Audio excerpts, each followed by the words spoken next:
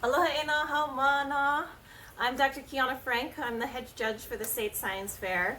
I'm an assistant professor at the Pacific Biosciences Research Center. I study microbes in the environment and how they prime the aina for function and productivity. And I just want to tell you how so proud I am of you guys and this whole weird wackadoodle new world order life. You guys managed to do some amazing science, put it all together, and communicate it in a way that the judges selected you to move on to round 2 of the Hawaii State Science and Engineering Fair. So congratulations, you all did a really excellent job of asking great questions, designing great experiments to test those questions, and showing us some really cool data. So we're excited to hear from you on round 2 on Thursday. And so I just wanted to give you some pointers and tips, because it's a completely different way of doing science fair. I know we're all more used to and more comfortable with our science fair boards, but in this virtual remote life world, we gotta adjust. We need to be nalu, we need to flow with things, and the fact of the matter is the world is adjusting with us. And so we need to be up to speed with them and be able to communicate in these remote worlds, just like we will, and you will, as a scientist in your future. All of these conferences are moving remote. Zoom Hui's Azui is like the new way of the future. And so I wanted to just give you some pro tips to help you through this second round judging process. And so we are going to give you 4 minutes to tell us your whole story. 4 minutes. Now that doesn't seem like a lot of time, but what it means is that you really have to condense down and communicate the story of your science, right? You need to tell us a story. You have to remember that when we're talking and we're giving presentations, this is not a paper. We're not reading it.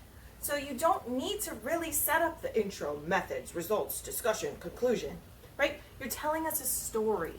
So you're crafting this in a way that is engaging. It hooks us, right? And it gives us all the essential information that we need. The why. The why is really important. Why are you doing this, right? And what are the big picture things? You're asking a question. What did you find? And how do you use the evidence to support your conclusion, right? So tell us big picture points, right? Step 1, use big picture conclusions, but use your evidence to support the conclusions, right? Actually, 1 is tell a story. 2, use big picture points with supporting evidence to support your conclusions. 3, don't get caught up in the nitty-gritty details of your methods, okay? So 4 minutes is not a long time if you're gonna stand there telling us that you took 8 mils of this solution, you grounded it up with this, and then you added 4 mils of this, and then you did a standard curve. Tell us the big thing. Say, we did an SRB dye to look at cell viability, move on, right? You also, because you're telling us a story, and this is a verbal communication, right?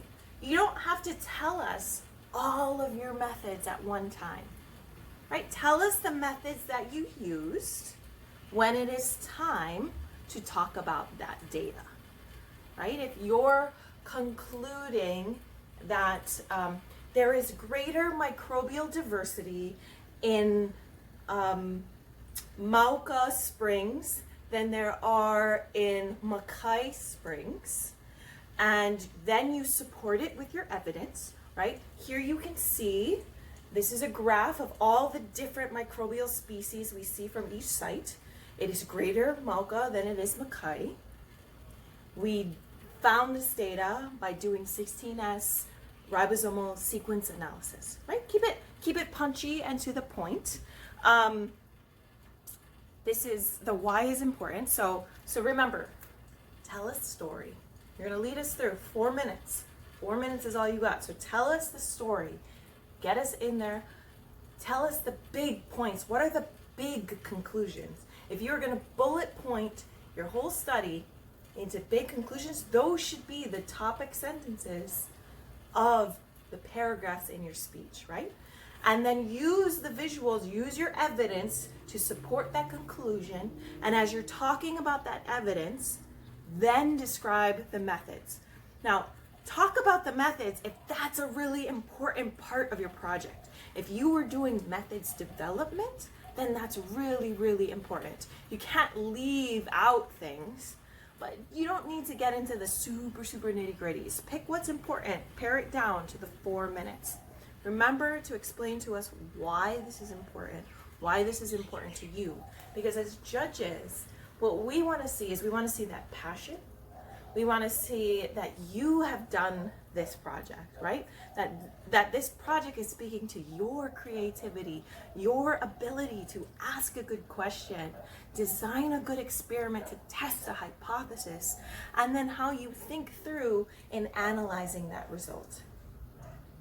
It's a lot, but you can do it because you guys have already showed us that you have some really great science. So you guys are all winners. You guys are already successful in all of our books. Now, this is a whole different style of presentation. I mean, those big points, those will carry you through every single presentation that you're ever going to give, right? Tell a story, big picture points with evidence to support. Don't get caught up in the nitty-gritty details. The why is important. Now, we're not speaking one-on-one, where it's a little bit easier to be a little bit more conversational, right? Like you're going to be talking in a big Zooey with 20-something judges looking right back at you on a little screen. Ignore them, okay? What I want you to do is I want you to pick the spot in your home that you are going to give this presentation. Practice there. Right? You have this home court advantage of knowing your exact surroundings that you're going to give your talk to. So pick your spot, practice. Practice talking to a screen. Practice being able to maybe see yourself so you kind of figure out where your eyes are looking and what distracts you. Practice with your younger brothers and sisters running around, your mom doing things, so that you are practicing with all of those distractions. So if there are any technical difficulties on that day, you're ready to go and you're not going to be fazed by any of those distractions. It's real easy to get flustered in an online, remote kind of communication way. So, the key to avoiding that is to practice, right? So just practice in your spot, practice with your computer. There's a couple different ways that you can give this presentation. We'd like for it to mimic the science fair as best as possible, to give you the best possible experience. So if you have your science fair board already made, display it. You can have your science fair board behind you. And remember, as you're telling your story, you can point to the visuals. Your board is a visual. Now, it's a different platform. It's a Zoom. So the judges are not likely going to be able to see what you're doing, what you're pointing to exactly on the board. And we don't want you to worry about having to zoom us in to read the text or to flip to share your screen. Like, that's just too much pressure, right? We want to take that away. We want you to be calm, cool, collected, like you're at the science fair. You have the advantage of being in your home court, but you can use your board. And us as judges, we are going to have your student corner page open, and we are going to be scrolling through so that we can see larger images of what you want to show us. So keep that in mind, right? That your voice and what you're saying is going to be very important in us hearing. So it's okay to repeat things. It's okay. Use the big picture points and tell us what we should be looking at. If you're going to show a graph, right, remember to orient us to that graph, what that graph is, what the axes are, what the colors are, so that we can find that in our student corner and we can follow along with you, right? So we know exactly what's going on. I'm moving around a lot because this is a little bit of an informal tips, but practice your posture of feeling professional. You're giving a professional talk. I tend to use my hands a lot, so use them as how you would use them comfortably. I know it's going to be weird, so also decide whether you want to stand close with your face here, or if you want to give a little bit of a distance, you know, pick one. You can see my camera is focusing in and out, right? Like, pick one, be comfortable, practice there. And then on the morning or right before your talk, ask your whole household to give you some space. Ask them to not use the blender, to not use the stove. Ask mom to pause her workout for a little bit.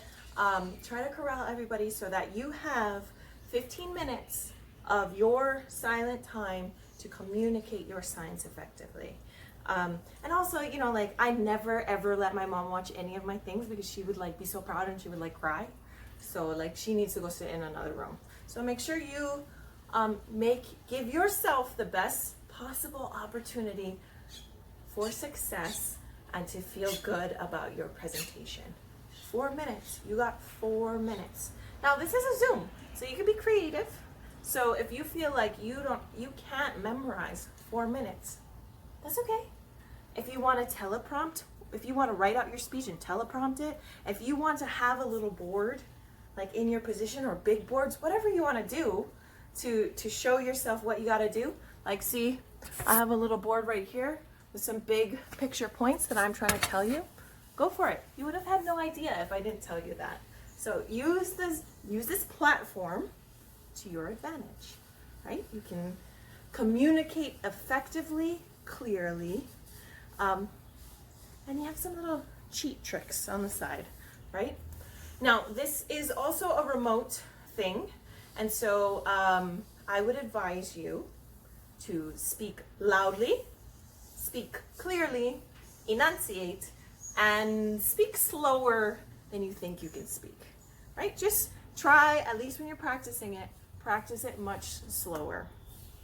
You're gonna get nervous and you're gonna start speeding up, but this, because we're remote, because we're not looking at you, standing right next to you, we don't wanna lose what you're saying because we can't hear you or we can't understand you. So remember to enunciate, speak loudly, speak clearly, tell your story.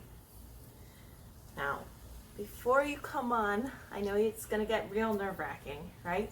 You're gonna come onto the Zoom at your set appointment, you're gonna wait in the waiting room, and then we will let you in when it is your turn. There might be a couple minutes, maybe 2 to 5 minutes, depending on when you come, and that's good. Give yourself a little bit of time, but also breathe.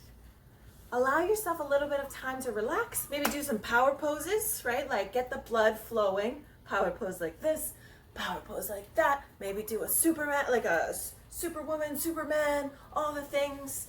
There's so much studies that show that this works. I do it all the time. Sometimes I sneak into the bathroom before I give a talk, and I just stand there like, oh. It really does work. I promise you. Just try it. Just give it a go. Calm yourself. Get yourself into that headspace to do this. Practice, maybe do a little run through Zoom with some of your friends or some of your family on some Zoom so you can see how other people, like what it might look like and how it might distract you so you can correct for that. We are gonna have all the judges on mute while you are speaking. You will have 4 minutes. We will cut you off at 4 minutes, okay? And then the judges are going to have been asking questions via the chat function. So don't look at the chat function, ignore us, do your thing for 4 minutes, impress us, wow us, we are so proud of you. And then myself and maybe one of the deputy judges will help facilitate the question round, which will go for another 4 or 5 minutes. So it's a quick in, out, but I know you got this, it's gonna be great. You already have proven yourself as an excellent scientist.